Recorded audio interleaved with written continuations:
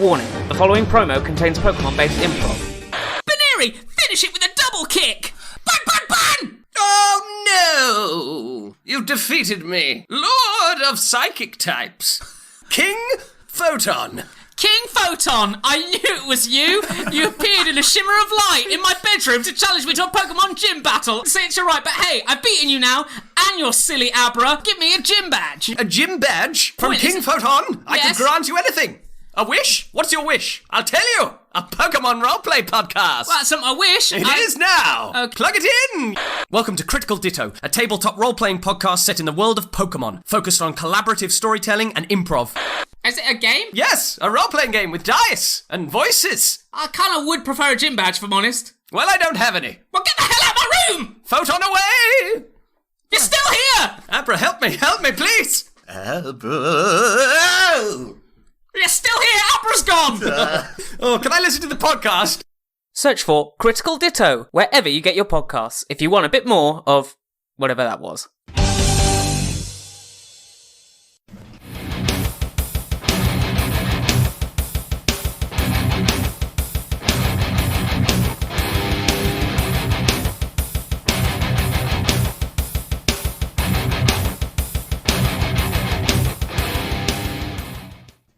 Welcome, everybody, back to another episode of Stranger Damies here. I believe this is episode 109. So, yeah, these numbers just keep getting higher. This is getting ridiculous. I'm running out of space on the podcast thing where I have to keep expanding it. So, good job, I guess, everyone. So, Nice. to recap. Way to not die. Yeah, way to not die, guys. So to recap, well, at least some of us. To recap, after successfully stopping the Cold of the Dragon, the Cold of the Dragon's plan to raise Tiamat, the Stallions took some R&R in Stillbend. Tiresias got a sword, Astaroth received a makeover, and Pizza Tacos bought a house. The Stallions then traveled to Amon with an old friend, Bort, a turtle that they had met previously, while O'Craig went to Whitestone to pray at the Chapel of Sarenrae.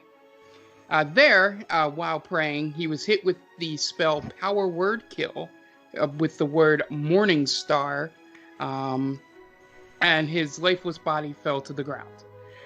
Once they arrived in the Cloudtop district of Amon and the chambers of the Council of Tal'Dorei, they were confronted by Hootigan, Misopheles' second in command, and who is also Tribeca's dad. Misopheles, not Hootigan. I wrote that sentence poorly. Who asked the council to arrest Teddy, Fred, and Tribeca. After a quick protest by the Stallions, Hootigan freezes time to talk to them. In the process of his taunting, he kills Teddy and kidnaps Tribeca. Our intrepid adventurers attempt to stop him, but fall short because of another figure from Pizza Tacos' past. Quen appeared. He showed off some new tattoos. Kieran. He showed off some new tattoos and killed Zakara before teleporting away with Hootigan. Zakara was revivified, so she is fine for all those Zakara fans out there. The gang helps snap the council out of their mind control, and Brahm, the master of law in Tal'Dorei, offers them some knowledge in exchange for their help. And also a blank check for saving the world. After a talk with Rayfulor Fahrenreis, the Cobalt Reserve's expert on the Nine Hells, the Stallions learned that they stumbled upon a plot to raise Lucifer, aka Morningstar, and take over every plane in existence. He instructs them that they need to travel to the Hells to stop it, and mentions an artifact in a land north of Wildmount known as Eiselcross.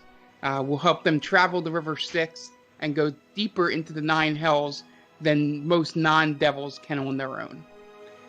Ray teleports them to the area he believes the artifact to be located, and when the Stallions appear, they are instantly confronted by two Yetis.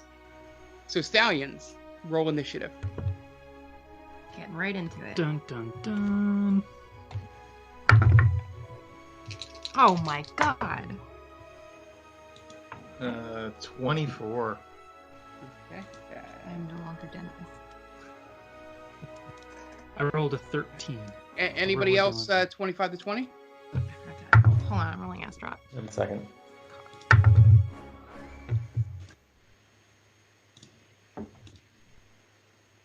I got 24. 12 for me. Okay. Same for Astrop. 12.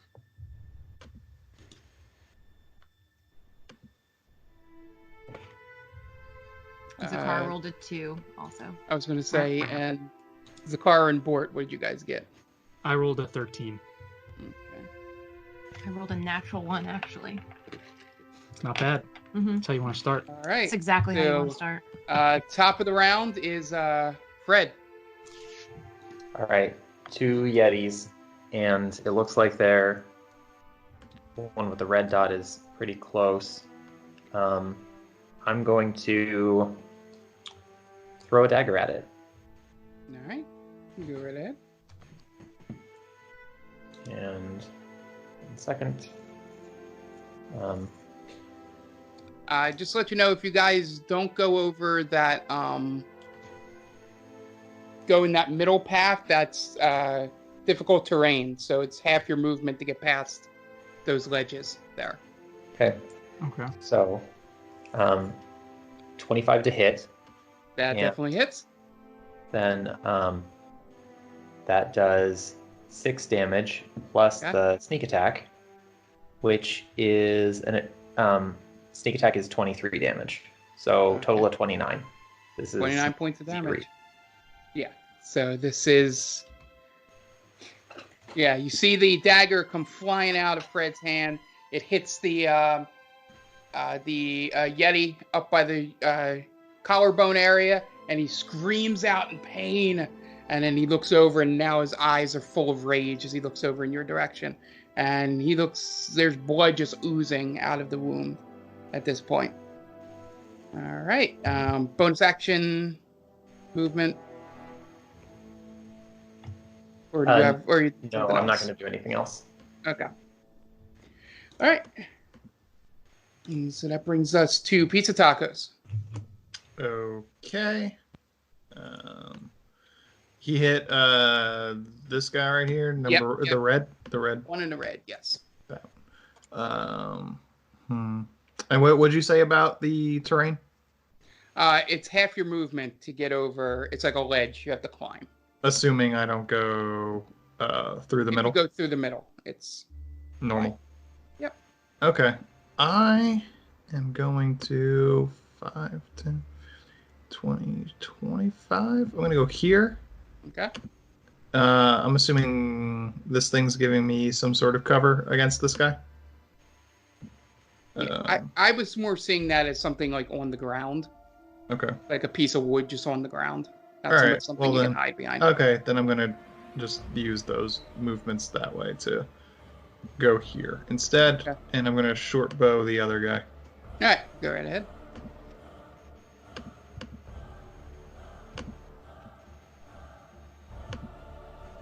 Mhm. 25 to hit.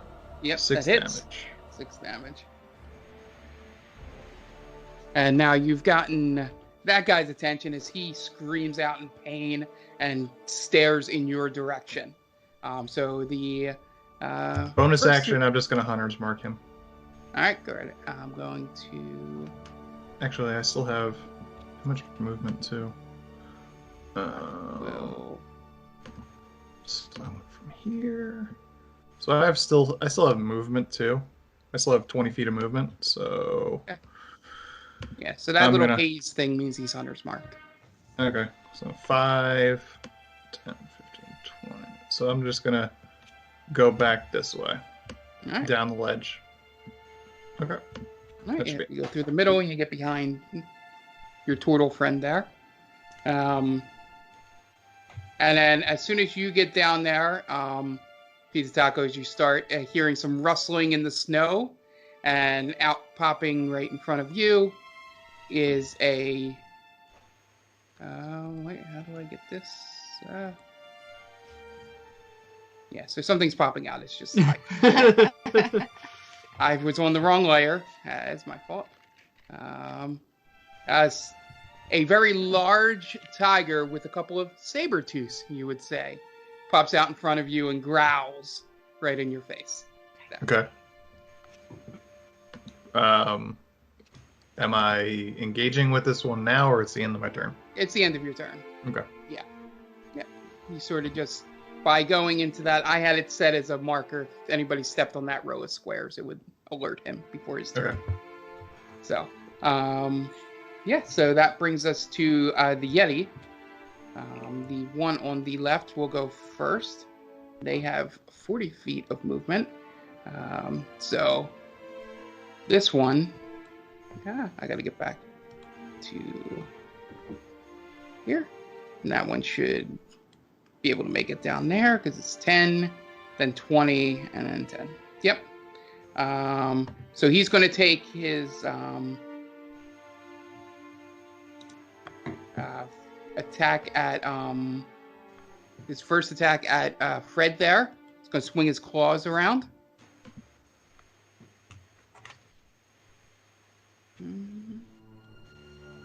Okay, hold on. Let's try that again. Oh, there we go. All right, so it's 19 to hit. Is that it? Yes. All right. I hit you for 6 points of slashing damage, and then you also feel a little chill come in, and you get hit with 5 points of cold damage as well. Okay. I'm going to use Hellish Rebuke. All right, go ahead. So I'd point at him and say, fuck off. And it needs to make a Dexterity 13 saving throw.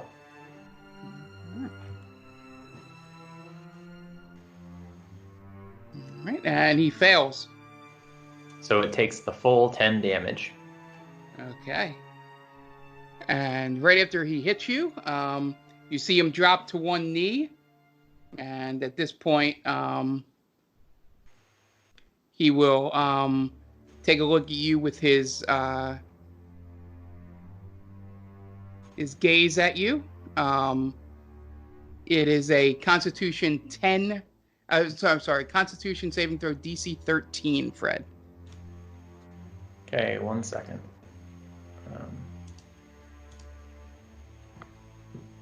Ouch, a total of 3. Okay, so you feel another wave of coldness come over you, and you take 11 points of cold damage, and you are currently paralyzed for 1 minute. Okay, that's very bad. And because the next attack is automatically a crit on you here. I rolled it anyway, so it wouldn't have mattered. So that would make it, you get 20 points of slashing damage and 6 points of cold damage. Okay. Okay. And while everybody else is taking their turns, I'm going to start rolling up my next character. Okay. And this character here is the other Yeti. Will come down here, and he will look in the direction of Tiresias, because I don't think he can fully get there. And he will do his chilling gaze. So give me that DC 13 con save. Give me that. Give me that DC save. Oh. 23. Yep. So you're not paralyzed, and it was a natural 20, by the way. Nice. We gotta celebrate, Tom. But you do take 4 points of cold damage as you have it. There. Okay.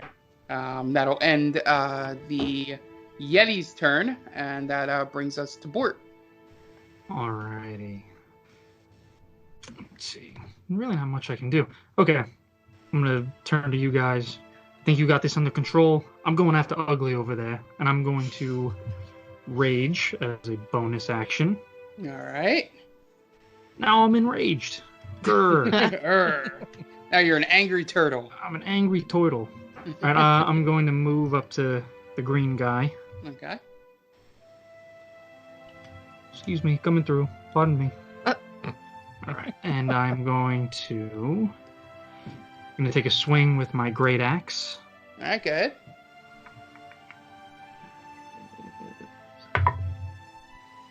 26 to hit. That hits. Nice. Gonna say. Just barely. Just barely. 17 points of damage. All right. On the first one. And then I'm going to take another swing with the great axe. That's 20 to hit. Yeah, that hits. Nice, dude. You're so weird. And that is 14 points of damage. All right. This Yeti looks pretty bad. Not as bad as the one next to Fred, but they're pretty close. That's good. Glad to hear that. I think that's it. I'm done. All right. Thus ends my action. All right. That brings us to next up is Astaroth. Hey. Astaroth is going to go for the saber-tooth tiger. All right. Go ahead. He's going to cast Firebolt, which is 2 hits. Please, skills. 24? 24 hits. Okay. Not good. Better. Even better. So 19 points of damage. Fire damage. 2 points of fire damage. All right. Just need to double check something. Nope. You're good. All right. Bonus action or anything? Nope, I'm good. Okay. All right. So that brings us to Tiresias. Okay, let's see. What is easiest for me to hit? I'm going to go for the Yeti, the red Yeti. So, let's move up. And I'm going to attack with... You have to move one more down. You can't be on Jonathan's space. There you go. All right. Excuse me. Excuse me. It's been a while. I'm going to attack... First attack, 23 to hit. What are you attacking with, Tom? The Buster Sword. I'm so glad we didn't come up with a new name for it. So you see Tiresias pull this giant, I guess it's a great sword, off of his back with a very sharp edge on it, with two little shining gems in it, and he turns around, whips it, and hits the Yeti. 23 does hit, 13 damage, and you immediately, with your first slice with this, just cut this Yeti in half. And this Yeti is dead. All right, that's good. So I'm going to turn around and attack the tiger as well with the Buster Sword. Yep, that's good placement. 18 to hit. You check. Yep, 18 hits. And 14 damage. All right, 14 points of damage. You see you cut deep into the shoulder area of the tiger, and blood just comes oozing out of it. And you whip it around your head and put it on your shoulder. The sword. Yeah, that was 14. And the tiger is not looking too well right now. And that brings us to the tiger, who is going to turn around and use his, let's see, I think he only gets one action here. Okay. I just read some.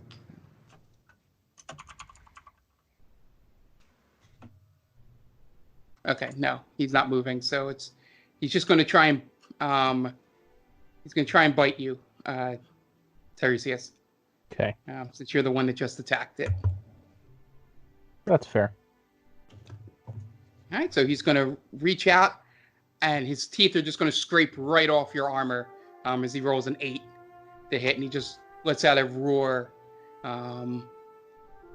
around you. And you notice as this roar comes out, you see that something jumps down from the mountain above here. And it is a creature none of you have ever seen before. It looks like it is a long, canine-like body, real, like, buff, like, big muscles and all that, not much fat or fur or anything, just all skin, and it has a tail that has a giant eyeball on the end of it. Lovely. And he lands on the in the playing surface here, and it is his turn next. So the monstrosity will move and go over towards Bort here. He'll run over next to Bort. And he will get advantage on this. So I think I'm just going to roll this regular dice because that'll make it a lot easier to do the... Misses. Okay, so... Why did it don't... Oh, it rolled 2... Oh, so it rolled a 1 and a 5. Nice. Okay. But that is... so that was his claw attack, so that's +9, which would make the best one a 14. Does that hit you? It does not. Right. And see? And then he's going to try again with his claws.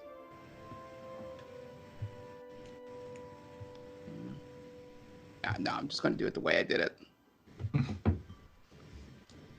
Okay, and that is a 26 to hit. Yeah, that one does hit. Okay. It sure does. All right, so he swings out with his claw and does 8 points of damage. And then the claw is like a much stronger claw attack than you've ever felt in your life. And it also deals 6 points of force damage to you as well, as it sort of stumbles you back on its feet. And it's going to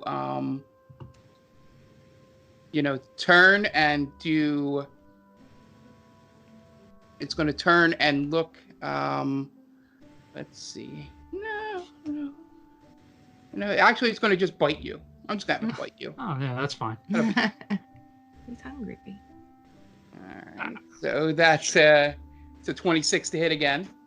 26, yep. Yeah, because it's +9. Oh, yeah, +9, okay. And the bite is 11 points of damage. And then also, again, this is a much stronger bite than you've ever felt before. And it causes you also just 1 point of force damage. So his jaw wasn't really working today. So is that... You can't do half a point, so it's just 1? You just take no damage. Okay. He rolled a 1. Okay. So. Oh, he rolled a 1, not a 1 damage. Got it. It's a 1d10. So he rolled a 1, so I'll just let you take 0. Okay. Because it wasn't that forceful. But you take the... so half of 11, which would be 5, because you always take the lower, and same with the other ones. Yep, I'm all caught up. Okay. And I'm dead. I'm all caught up and dead. Okay. And let's see. That brings us to Zakara. I'm going to cast Blight on this weird beast that has just appeared. So he has to make a con 15 save. Okay. Need to read something real fast. Oh boy.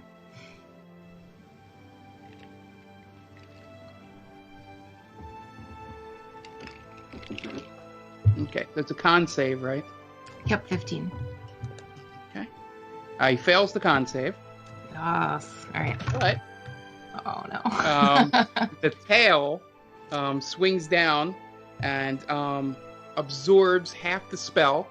So he takes half of whatever you roll. And then I need you to roll a dexterity 16 saving throw. Okay. Saving throw? Yeah. DC 16. Yeah. I have.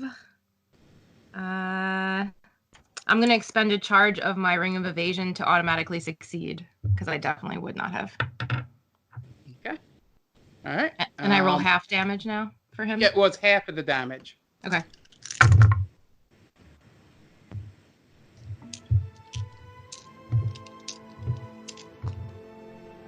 So, 35 halved.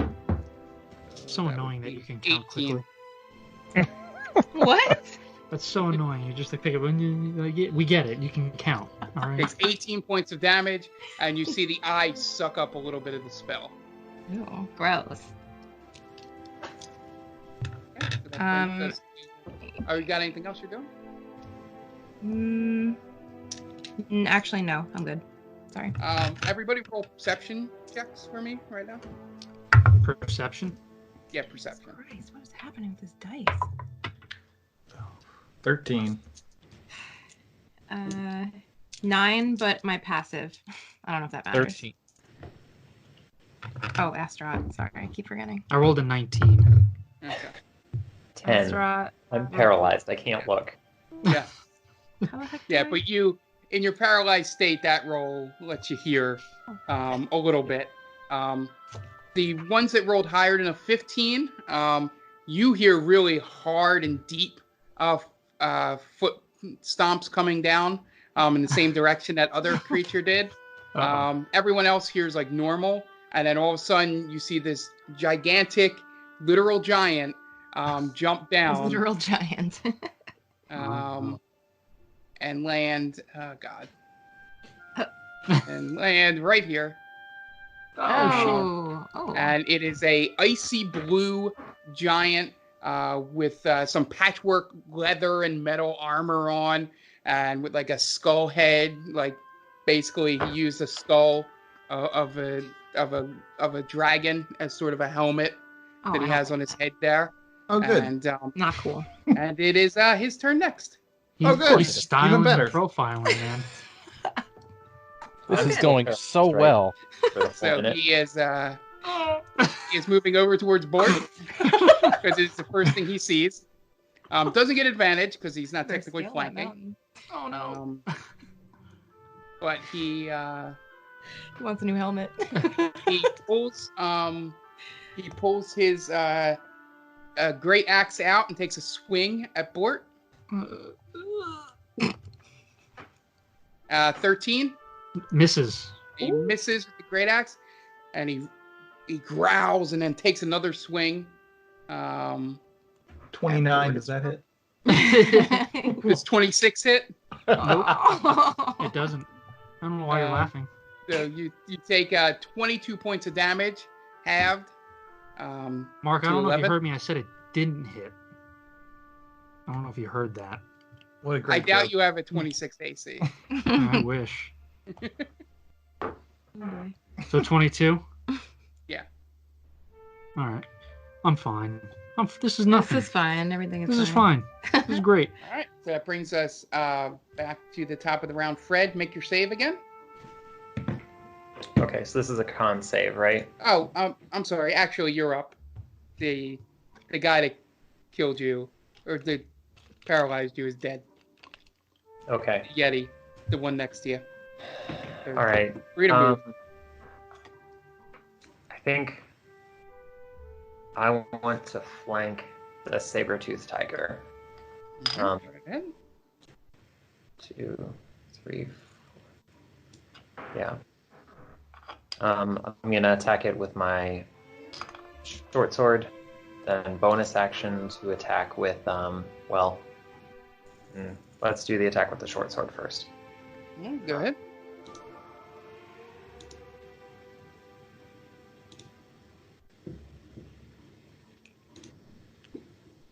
Okay, so I miss.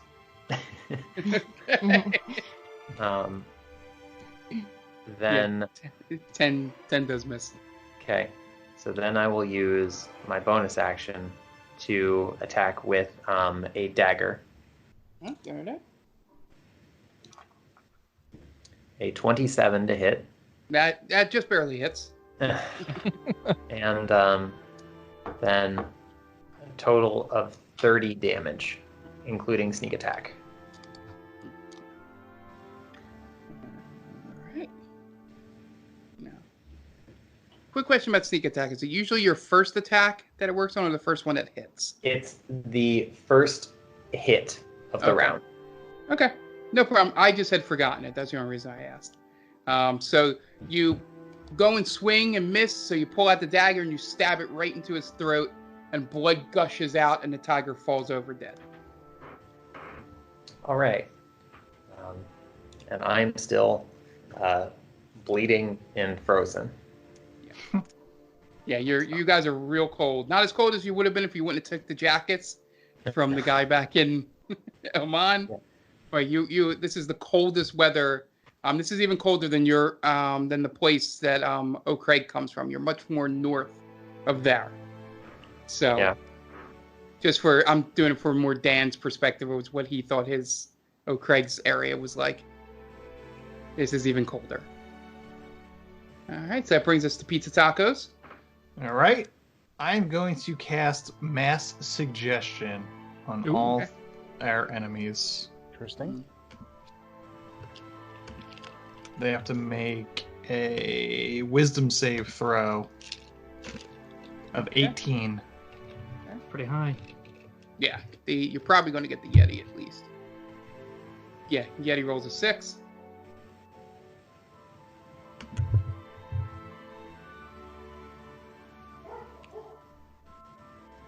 The other guy rolls a 12. Nice. I doubt the giant is very smart. Nope, giant's not very smart at all. The giant needs a 20. He didn't get it. He rolled a 15. Yes. And I say, it is much too cold here to fight. And I point to the south.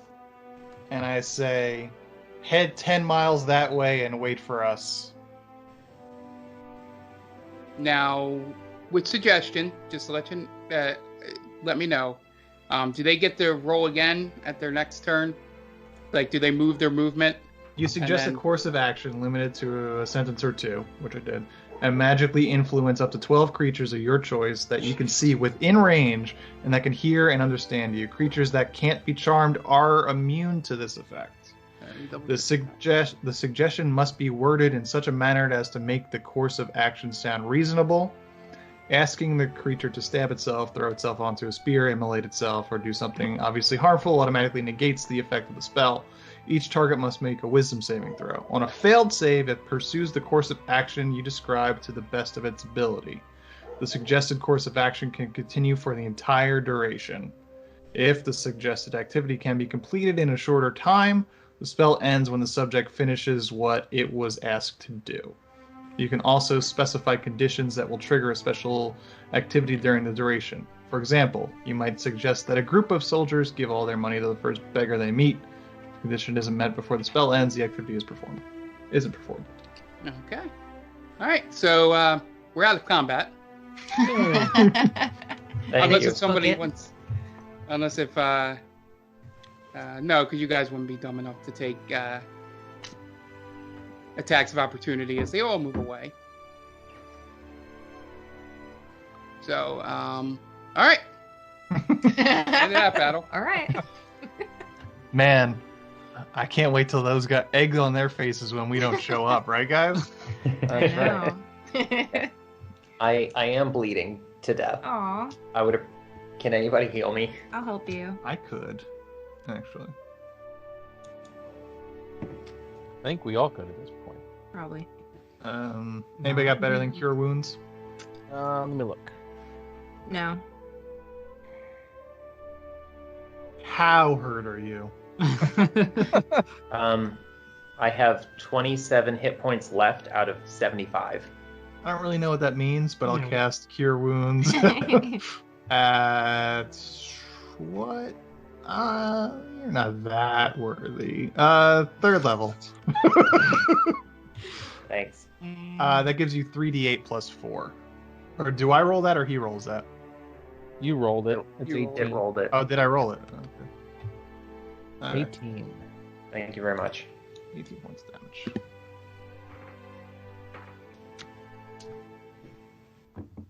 All right. All right. So, as these guys slumber away here and move away, you see at the top here. I know these don't look like it because honestly, trying to get actual maps to match up with what I'm saying is tough. But at the back there, you see, as mentioned by Ray, there are 2 sphinxes on the back wall of this area. And each of them has there's like a door on each side of them, and they each have a knocker on there. Yeah, so you guys approach. Before all of that, I just shout to, you know what? I'm not going to do it because I'm going to say that you're going to. I was going to say to the ice giant to bring me back something French, but I don't want. I don't want. New that suggestion. to stop the mass suggestion, and all of a sudden he stops and turns and fights me. So I'm not going to do anything.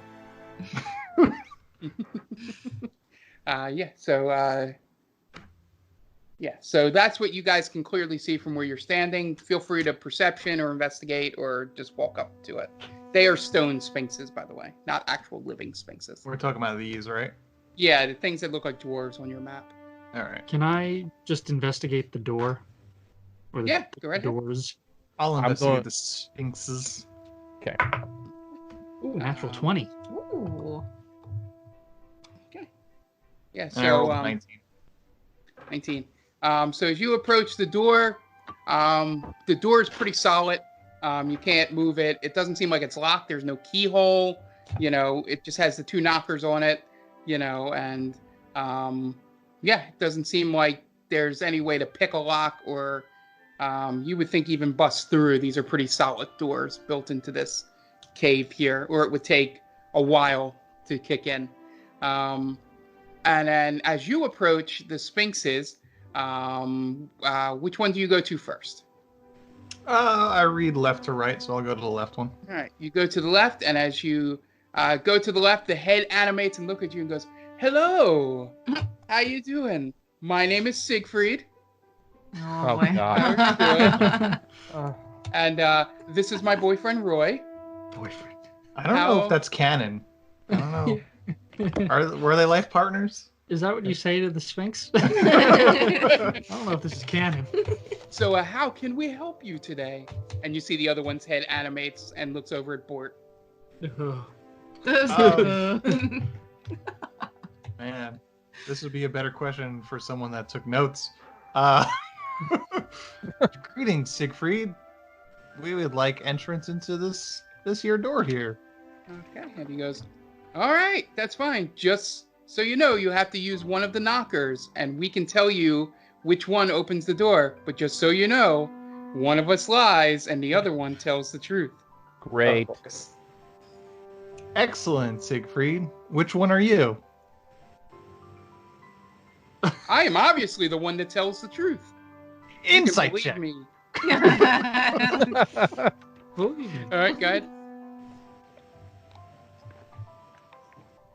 12. He seems truthful to you. You're like, yeah, I can dig it. Roy, which one are you? Roy goes, I am obviously the one that tells the truth. Insight check. 16. 16. He is the one that tells the truth. You can read that. Okay. That he is telling the truth, that he tells the truth. Okay. I'm more confident in he's telling the truth. Yeah. Okay. So I go to Roy. What's up, Roy?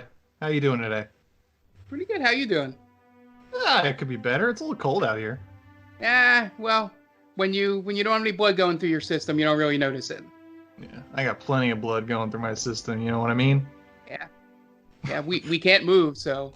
Yeah. So which knocker should I knock? You know, I've touched many a knockers, but I want to make sure I'm touching the right knocker. You should definitely choose the left one. Okay. I'm trusting you. Can I be sure to trust you? Yes, you can trust me. I am Roy, the Sphinx. I'm going to do one more insight check on him, just to be sure. Go ahead. 15. Getting the same read. Okay.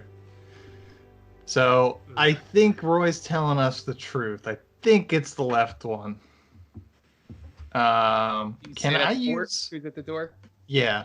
Can I use Mage Hand on the knocker? Yeah. Go ahead. Can I step So I'm back? going to use Mage Hand on the left. I'm So stepping Fort I'm going back. to backs stand up. as far back as possible. As an ethereal hand comes floating by him, Bort slowly steps backwards. Yeah, I'm right You here reach now. up and you knock, and just as you go to knock, Siegfried goes, "No, that is the wrong one." Insight check. My brother lies. It's a 9. You're unsure. I'm still going to do the Mage Hand on the left. Siegfried, is his name Roy? Yes. Ooh, good question. No, I'm asking them. Oh, Siegfried, is his name Roy? Yeah, I'll ask. I'm hearing it, so I'll ask Siegfried. Hey, Siegfried, what's that dude's name? Oh, that is Siegfried. What's your name? My name is Roy.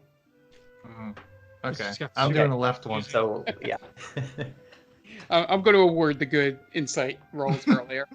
So yeah, so you use the left knocker and the doors part open, and you guys have an entryway into this mountainous cave area. Cool. I was gonna touch the right knocker, but it's a little droopy. Oh. I've been meaning to get that fixed, Roy says. All right. Sorry, All Roy. So you guys head on through, and as you walk through, it's like real dark, and you got the, using your dark vision, you see some shapes, and then all of a sudden, as you get about 60 feet in, everything behind you and above you sort of disappears, and you're looking in on a village of about, I would say 20 to 30, like huts, like yurts, sort of set up there that are the largest ones you've ever seen. They're probably 16 foot tall. They're basically like tiny 2-story houses. And then you immediately look ahead and see about a dozen Yetis turn around and look at you. And as you're looking and paralyzed, the one closest to you turns around and goes, "Oh, why, hello! You guys look cold. Come on in." Oh, good. Thank you, Yeti. What is your name? Hello. My name is Moonlighting. What is your name? It's Die Hard. Nice to meet you, Die Hard. And your friends? This is Death Becomes Her.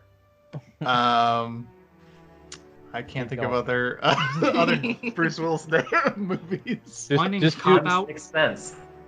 Sixth Sense? What was... This is Bruno? Element. Okay. The whole 9 yards. I'm Cop Out. Cop Out. Unbreakable. Surrogate? What more do I need? Oh, those are interesting names. It's nice to meet you. Yes. Those are stage names. Or jellical names, if you will. God, no. Welcome to our town. Be sure I can head you over here, and we can get you warmed up by the fire. And he heads you over to an open tent. There's a couple other Yetis sitting around it, and they're eating with giant spoons out of a bowl of the stew that was made. Can I insight check this guy, Moonlighting? Yeah, go right I ahead. just want to see if he's full of shit and they want to eat us. Natural 20, 21. Oh, this is it's strange to you, but this Yeti is completely, gracious and welcoming, and there doesn't seem to be any negative, connotations to their person. Okay. They're not fully good, but they're definitely not evil like the ones you fought outside. Let's say, should we tell them that we murdered? No. No! No! We should not. Like, why would you do We that? should definitely not. So, and he Well, goes, come on, and, cop and out. you guys sit down and goes, "Well, welcome. This is Alawak Sanctuary. We are all here and able to communicate with you because of the Great Lord Alawak, and the crystal that had impaled his body. And so roll perception as you all look over to your left. Okay. All of us? Yeah. Ooh. 6. 27 for Zakara with the natural 20. Okay. 5. 29. 14 for Astaroth. Yeah, so over in the corner you see the like frozen mummified corpse kind of like a frozen in place thing of a giant like 9-foot Yeti with a giant pulsating crystal just like impaled in his chest. And anybody who's skilled in Arcana, roll an Arcana check as well. That's me. I have a +2 in Arcana. I think it's your Jack of all trades, so you can roll it too. 18. Okay. I have half proficiency officially. Yeah. So 5. Doesn't matter. Works so so Zakara, well. you notice that there is definitely a magical glow coming off of this crystal that's inside this body. The entire area of this town has like a magical aura about it. Well, let me get this straight. You guys keep a dead body by you at all times? No, that is the great Lord Alawak. He allows us to live the way we are. All be praised to him. And it is just a sign of, the greatness that Yetis can be. I lean over to Zakara like, that's incredibly unsanitary. I think for now we should respect it so we don't get eaten. Oh, I'm just saying. Yes. Agreed, though. Hey, why are we here again? Well, there was no other doorway. We're here. Someone is someone's supposed to have information on how we get to travel the River Styx. So we kind of have to, I guess, talk to people here. Yeah. Hey, Moonlight. There you go. Yes. I heard through the grapevine, or however you Yetis say it, that someone here knows about the River Styx. You know anything about that? Oh, I don't know anything about a River Styx. The only river that I know of is the one of molten lava that runs through this island. But that is a ways off. That's not a no. That could be the River Styx. The only person in town that I would trust with this is our benevolent leader. Her name is Braidheart. I can take you to her chambers. Sure. Yeah, I mean, do we want to do that immediately? Yeah, no time like the present. Is there anything else cool to do in this town there, Moonlighting, before we go there? There's a, outside of, we're a small town, so we do have, places to sleep. We don't have an inn. We don't get many visitors. It's kind of a secret place. Oh, as she whispers over to you. And then we have the general store. It's a she? Yeah, is that... Moonlighting is a she? Yeah. We'll just say that for now. Yeah, because I didn't realize which I... Also known as Sybil? I don't really know Sybil movies, so I'm glad I just went with Bruce Willis.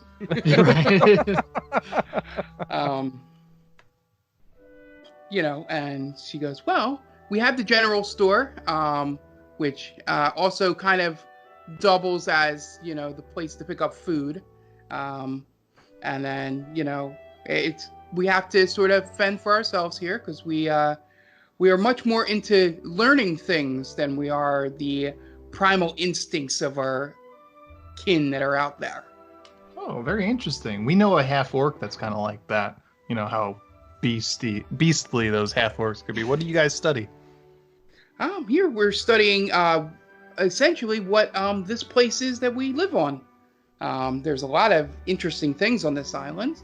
Like I said, there's a river of lava up the way, and then there is a giant island that is way too cold for anyone to set foot on. And then colder than this? Much colder than this. Interesting. So you've got I'm assuming you're an island because you've got the river on one side.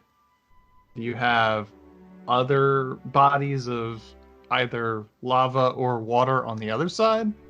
No. Think of this. I'm going to put it in Earth terms because I don't have the map to show you guys. Is it actually a peninsula? No, it's basically Hawaii.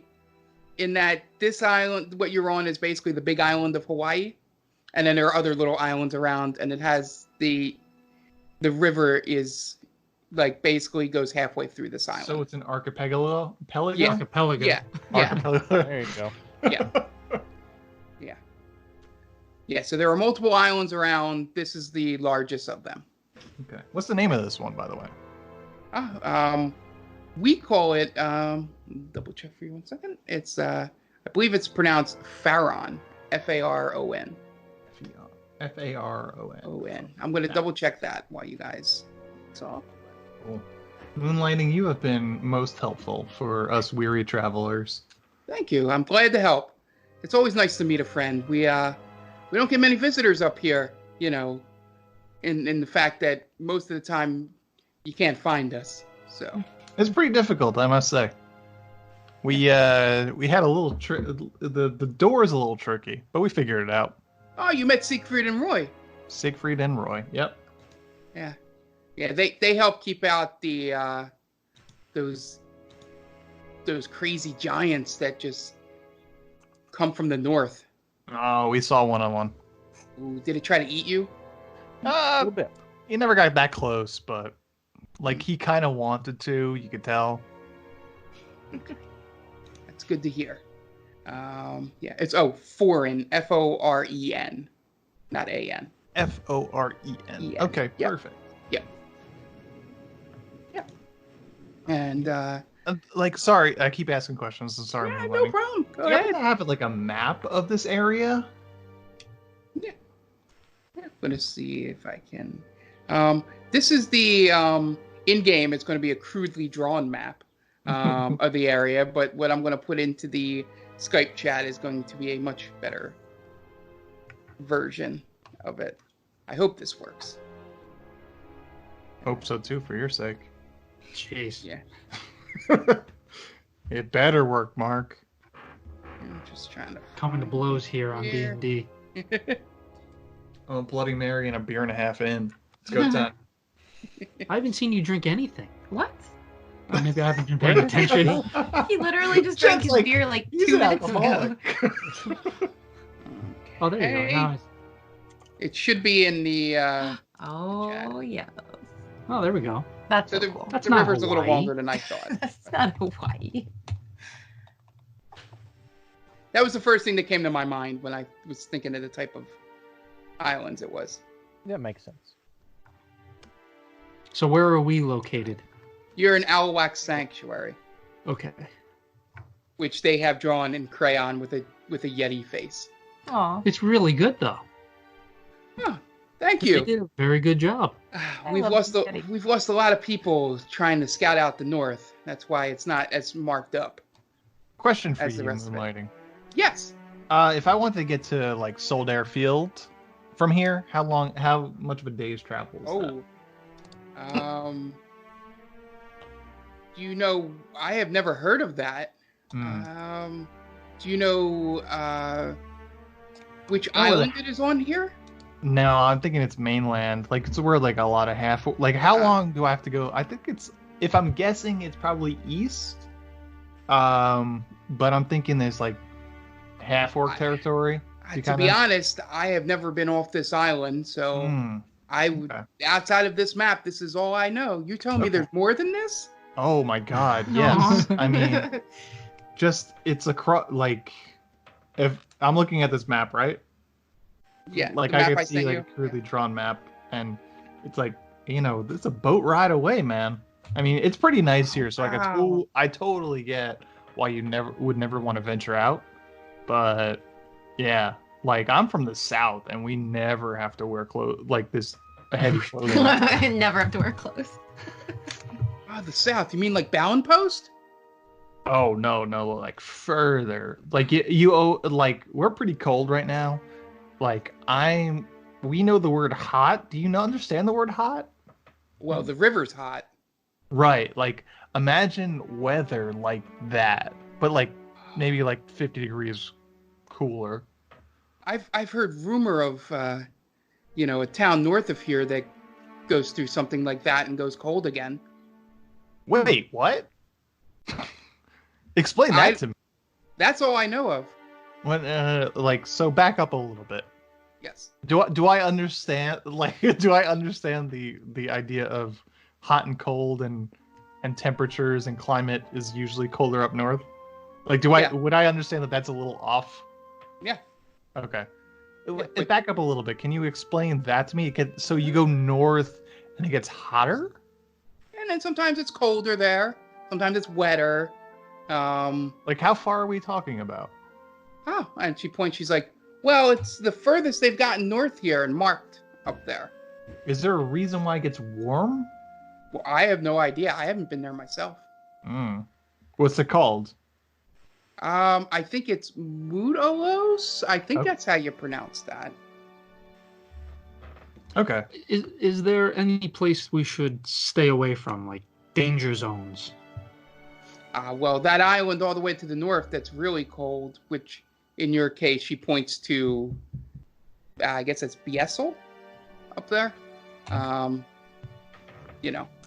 This is one of those things where they write them down but don't give you pronunciations, which is great for me. Points to that. He's like, well, that island we were told was really cold and that you should never go there. Okay. Do you know what lives on that island? Has anyone ever reported back? Just giant creatures that fly. I don't like that. I might. But you like that? Moonlighting, I have a question. Yes. Go ahead, cop out. Is there anywhere that we can go to maybe get... I chose cop out. Do you want me to change it? Yeah. All right, I was go ahead, Death Sixth Becomes Sense. Her. Okay. Or Death Becomes Her? Okay. Death Becomes Her. Is there anywhere that we can go in this town that you have here to maybe get some warmer clothing? Because we're really cold. We're not used to this kind of weather. Oh, yeah, sure. She goes, if you go to the general store, he should have everything you need. Great. Thank you. Now, curious. Go ahead. In D&D, is there such thing as warm-blooded and cold-blooded? And am I cold-blooded? Because I would be freezing if that's the case. Yes, you're probably the coldest out of anybody here, but you do have the giant winter coat on, and you're sitting by this fire, so you feel comfortable right now. Okay. But you are definitely feeling this coldness a lot more than everybody else. Okay. I just wanted to. You want to get you're the one that wants to get clothes the most. So now, Ellie, if you were to leave the area of that giant with the crystal in its chest, do you become feral? Oh, no. You just have to come into this area, and then Alwak gives you his blessing, and then you can become smart like me. I want to get smart. I don't think it works for you, good turtle. And she sort of rubs your head with her furry paw. Oh, I love her. She's about a foot taller than you. How far away is the? I'm pretty big. How far away is the Great Alawak? It's just right over there. It's about, I'd say, 1,500 meters. Sort of it's right there. It's the center of town. It's America. Can I? I'll in game. Can I go check out? Can I go? I don't know. I don't want to be sacrilegious or anything. Can I go check it out? Sure. All guests, you're one of the first guests, so I don't know all guests, but as long as you don't touch it, that is the rule. We are not allowed to touch Alawak. No touchies. Got it. Agreed. We will not be touching it. No, I don't want to touch. Touch it, turtle. No touchy. No touchy. I'm all over it. I mean, not all over the body, because I'm not going to touch the body, but I'm all over not touching the body. I'm not going to touch it. So I'm going to go look at it. I'm going to pay my respects. Be careful. All right. Okay. I'm not insight check. Please don't do anything stupid. All right. I'm doing an insight check just in case. natural 20. That's so. Oh, it is. Oh, yeah. No, I'm not lying. 27. I'm not lying. Okay. All right. I really just want to go look. All right, guys. He's telling the truth. He's just gonna go look. Yep. Just go give a little look. And as you head over there, Bort, as you walk closer, you get more to the center of the town, more of the market area, and where you would normally see in towns you've been in, like maybe cows strung up or pigs or something for like they're cooking and getting the meat off of. Here, there are giant mammoths, just being hung out, their skin dry and tanned, and their meat hung out there.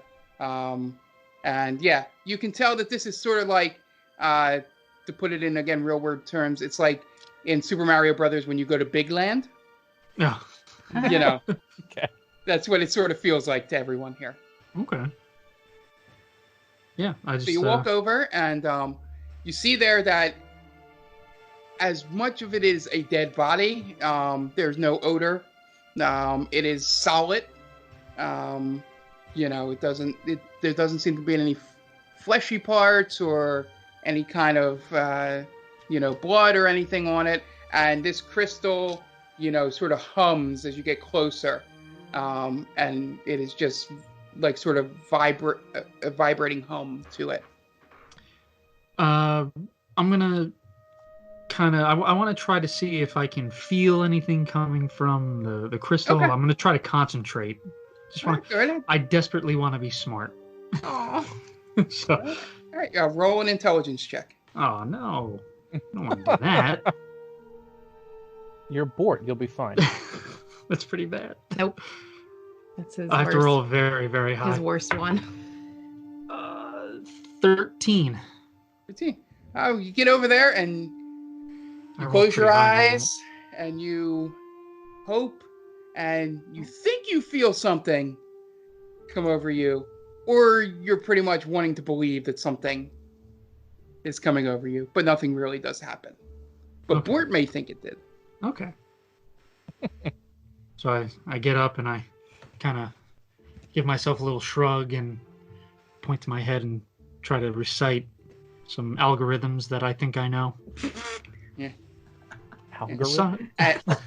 The sum of two, the sum of an isosceles triangle is equal to the remaining sides. I don't know. The right triangle, you idiot. This is going so well. But I think I know. One of the Yetis yells out, "That's a right triangle." Yeah. They're all nice. They're all nice and helpful. Like, no, that's actually a right triangle, sir. A squared plus B squared equals C squared. Thank you. Actually, you're welcome. After this, I'm gonna see if I can go get myself a woolly mammoth cape or pelt or something. Yeah, I think we should all try to warm up a bit. Tiresias, you don't look so good. Yeah, it's really cold. Do you head back to the group before? I'm gonna wander the market where I came through for a little bit. You're not gonna go shopping with us? I'm just gonna wander the market. Whatever you guys are doing, you do. Okay. So Bort wanders the market and he sort of starts talking, and they're all just as gracious and forthcoming. You can tell they. It's a different feeling than when Bort usually goes into towns where they haven't seen turtles before. This is much more warm and nice than he's used to. So he's just having fun chit-chatting as he walks through the market. Yeah, I'm making friends as I go. Yeah. So what are you guys doing? I want to get some warm clothes. Me too. Yeah, general store. All right, so Morningstar goes, oh, well, it's right over there, and you see a giant hut that's sort of adorned with some pelts on the side, and, and it also, you see some broken glass vials around. So I'm assuming everybody goes, except Bort's still wandering, correct? Yeah, I'll make my way over to them eventually. All right, so you guys... Yeah, so you guys walk through the general store. You walk inside, and you see a giant 8-foot Yeti with his back turned to you.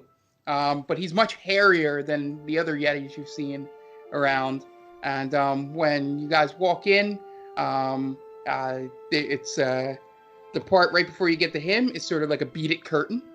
So he hears you guys come through, and he turns around, and you see now that he's wearing like a leather apron, sort of like, so he mixes his job between tending to the store and also, making the clothing. And he turns around and goes, "Hello, how can I help you guys? You're new in town." Coke, please. Oh, okay. Give me 1 second. And he runs out. Don't we all have coats from the people that gave it to us in Amman? Yeah. Yeah, I need another one. Oh, he's cold-blooded. That's right. And he goes, oh. He's like, okay, I got just the thing for you. And he goes and he starts measuring. He's like, I think you're going to need some pants, too. And he starts measuring out. And he goes, all right, give me a few hours and I should have some pants and a shirt for you. Let's say, it's just clothing. Let's say 2 gold pieces for that. You got it. Okay. All right. So he goes to the back. He writes down the stuff. He starts taking some hides off and puts it in the back. And he turns around. And he's like, "Can I help you guys with anything?" I'm wondering if you have anything for the Biesel Island that's super cold. Do you have anything that could allow us to travel there? I can only do, as warm as these woolly mammoth pelts allow. So I can try to make an extra thick one, but I can't guarantee. I've never been there myself. Okay. Do you have any potions here maybe that could... Oh, potions! And he turns around and drops a giant crate down in front of you guys. He's like, I don't get to sell these much. Everybody around town doesn't really go out for battle so much. So he's like, what do you guys, what type of potions are you looking for? Any protection from cold? Yeah, there we go. Oh. And he goes and he grabs these 2 giant vials, and there's like a bluish liquid. And he goes, these 2 here help you, resist the cold a little bit more. Okay. So, I feel like we should take those. Yeah, thank you. Yeah. What about resistance to lava? We avoid the fire. We don't much like fire outside of the ones that keep us warm. Anything like lava and fireballs and stuff like that, we know. Okay. Yeah. So and he looks at you, he's like, well, those are 700 gold pieces apiece. Okay. To Safara. And he only had 2, my balls, right? Man. Mark, he only had 2? Only had 2, yes. Okay. I will take both of them. Thank you. All right, thank you. And all right. He looks it down. He's like, so, and you guys see, Pizza Tacos probably has the best eye for this. He does have a whole bunch of healing potions in here. Probably somewhere in the neighborhood of 24 total, but they are all different kinds, different shades. You notice that, and then you notice one potion that's sort of a pinkish liquid that's sort of just off in the corner in there as well. What can you do for me deal wise in terms of, if I say, how many are we? 1, 2, 3, 4, 5, 10 gold 10 potions. What can you do for me? Okay. Well, I have, and he puts out, he's like, I have these here. These are regular potions of healing. They're sort of on the lower end. They're 100 apiece. And then I have these 10 here. Sort of, they're a little bit more. Some say they're the greater option. Those are about 300 gold pieces apiece. And he's like, I got these 3 here, which some say are superior. Those are 1,000 apiece. And then I have this one that just came in from one of the wild folk outside that we trade with. He's someone kind of looks like you, and he points to you, Pizza Tacos, sort of with the pointy ears. Looks like Die Hard. Is that what you're telling me? Die Hard, yeah. Well, that was DM Mark saying Pizza Tacos. he looks like you. He brought this over. He says this is the supreme healing, and he said to not sell it for less than 2,500 gold pieces. That's crazy. Out of game, how much money should I have? Because I've lost complete count. I feel like we have a lot. But I'll say, I've seen these like in the South. You come upon these like all the time. They're, I'd say 1,000 maybe. Could you maybe do like, because of shipping and handling, we're pretty high up here. 1,200. Roll persuasion. Okay, I have a plus 12. I'm hoping that works. 28. Wow. He goes, oh, sure. Yeah, 1,200. That's fine. Oh, Zakara feels really, really bad about this. Makes me feel really guilty. And I just shoot her daggers in her eyes because I know she's looking at me like disappointed, like. Yeah. So like, he pushes the freezing in the corner. He pushes the potion of supreme healing over to you as you give him the 1,200 gold pieces. All right, so because like I'm at 1945 and I'm totally sure I have more than that. Yeah. And do you guys want any more of the other ones here? He looks over at the rest of the group. I don't know. I think I'm okay. What about you guys? Yeah, I don't I think give a cold, anything right shivery shrug. Teresa's Got any just magic like, items I don't here? know. Any what? Any magic items here? The only thing that seems magical to me is, and he points to that pinkish liquid. He's like, I've never seen this before. It has a little bit of a glow to it. Can I investigate based on him holding it? Yeah. So you roll an investigation. 18. Okay. You're not going to get as much as an identify spell, but I want to look this up so I know how much to tell you. Astaroth has identify. I think I have it identified too. Do you have it? I do have it identify, so I'll cast that. So it goes here if you want to check it out. Okay, I take it in my hands. I'll take a look at it. All right. So you cast identify, and you notice as you close your eyes, sort of let the spell occur.